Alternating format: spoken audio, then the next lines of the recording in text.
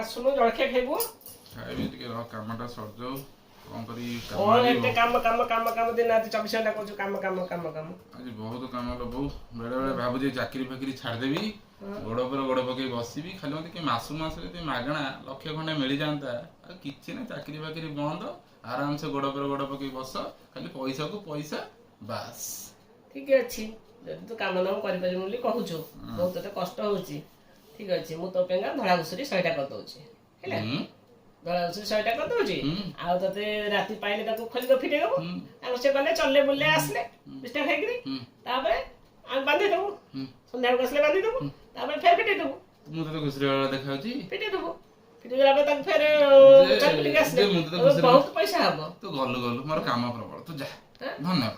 ନାଇଁ ସେ ଧଳା ଘୁଷୁରି କଲେ ବହୁତ ପଇସା ଇନକମ୍ ହବ। ସରି